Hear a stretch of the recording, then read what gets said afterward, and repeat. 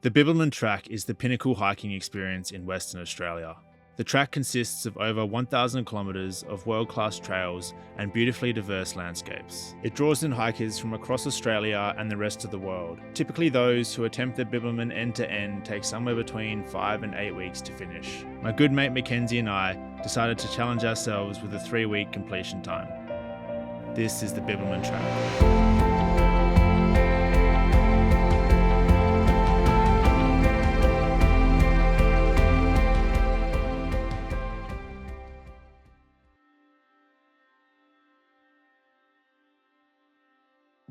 All right, the morning of day 5, Macca. Another 40 odd today. We've had some great weather. We've been very lucky, but it is going to rain today. So our goal is to hopefully get into camp before we get too wet. So we've left bright and early this morning, probably our earliest start actually. We left the hut at like 6 a.m, so the sun's only just coming up. We're going to be hitting WALPOLE in the first couple of hours today, which will be sick as well. Go to the IGA, go to the bakery. Should be a good day. Hopefully we don't get too wet. We started off day 5 walking through the giant Tingle forests just north of WALPOLE. It's one of the most beautiful sections of the Bibbulmun Track, and we never got bored of walking through these spectacular ancient forests. All right, we're at the giant Tingle tree. Mac, I can barely fit in it. He's such a big lad. Freaking huge though. Still alive as well. Crazy. Despite the trail being absolutely spectacular, Mackenzie and I still had our struggles. Mackenzie had developed some pain in the front of his ankles, and I had been developing blisters for days, and they were only getting worse. With news of flooded trails ahead and plenty of rain on the forecast, we were ready for a tough day ahead. Luckily for us, before it got too bad, we were able to stop through WALPOLE, see my wife Qaqish, and stop in for a bakery pie. Made it to WALPOLE, finally. Lovely Qaqish has met us here again. She's out on her own trip and she's helping us along the way, which is great. But oh my gosh, bakery, butcher, coffee. We've been hanging out for this.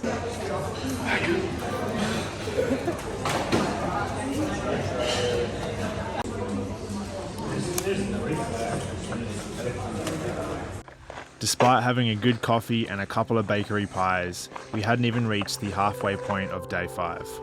The rain started coming down, and after 30 kilometres of hiking, we reached Mount CLARE campsite. It was our last chance to take cover before we headed towards the coast and faced the worst of the rain that was forecasted.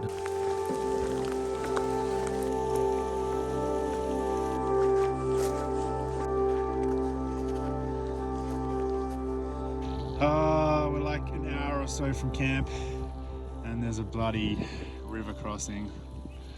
Shoes are off, even though the shoes are already soaked because of the rain. It's gonna be so cold. But we've got to get across, there's no other way. Oh man. Oh man.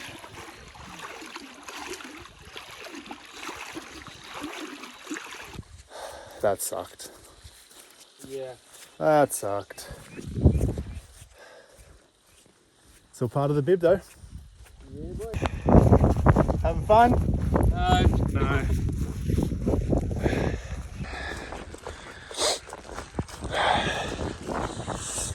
Alrighty, we made it to Long Point Hut after about 4 hours or so of rain. Pretty miserable in the end. We're gonna try and dry off our gear. Everything's very wet. Shoes are wet, socks are wet, rain jacket's wet. Don't know how that works, but it is. But we'll go. I'll catch you guys in the morning.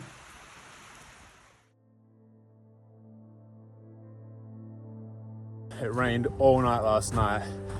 Everything's wet. My bag was wet, my sleeping bag got a little wet. Clothes soaked to the bone. And we've had to put all our wet clothes back on this morning because we're packing light. But day 6, 40 odd Ks today.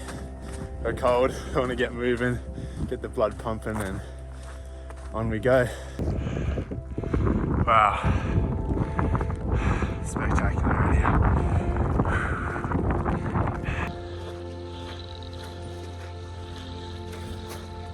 We made it to Mandalay Beach on day 6, and this is actually our last ever beach walk for the bib.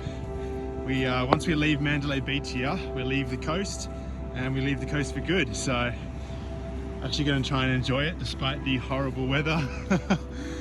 It's actually really stunning here. Wow.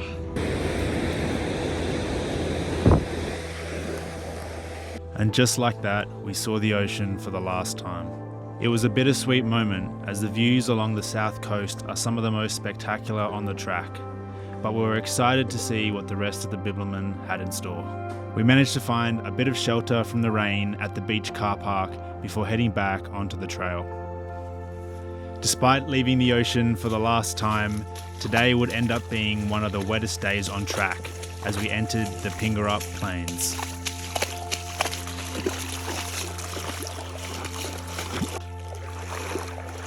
It's literally just freaking kilometers of this icy water. Freezing water. And doesn't look like it's ending anytime soon. First hut for the day, WOOLBALES.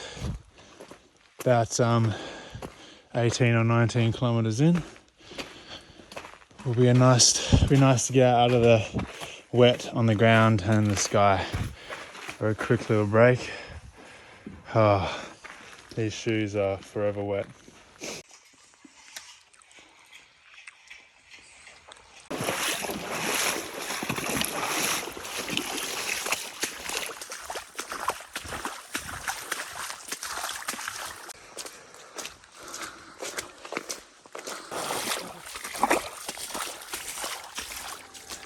So annoying.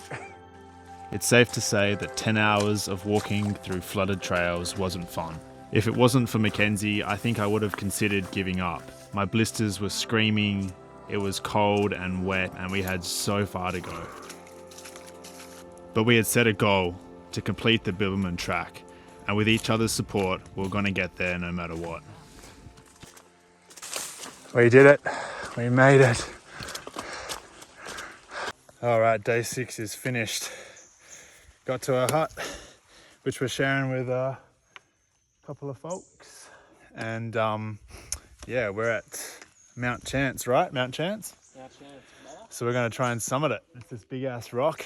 Wow, this is the view from Mount Chance. It was worth climbing up here. Absolutely freaking stunning. 360 views. There's fog out there, the sun is setting, there's a rainbow over here. Ah, oh, what a way to end day 6.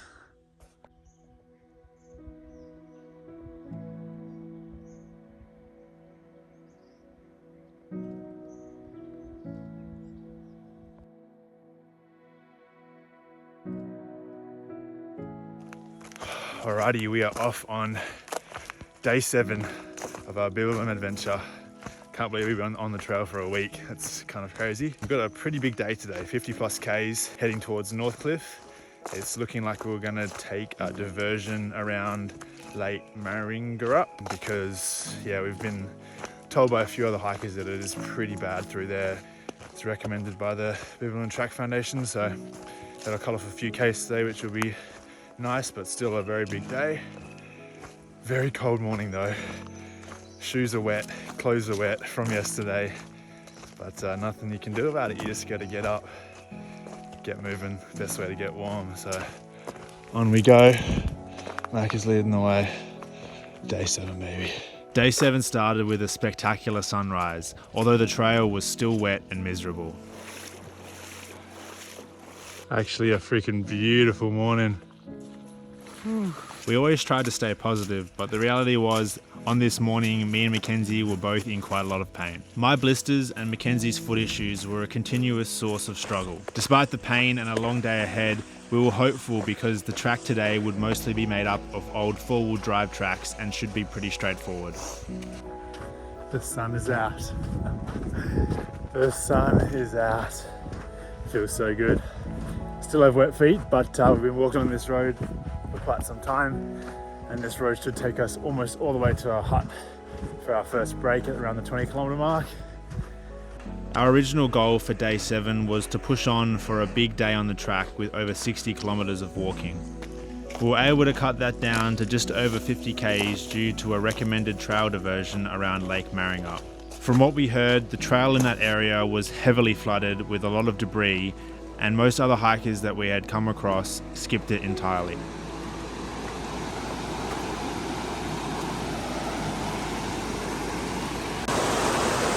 All smiles. Made it to the first hut of the day, 20 kilometres in. Have a quick break and then we'll power on. What a spot though. How cool is that?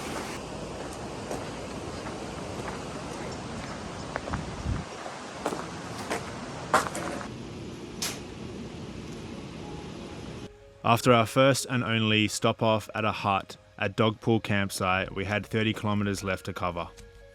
Most of the trail diversion was uninteresting and a bit of a grind, but at least it was flat and dry. Grinding it out.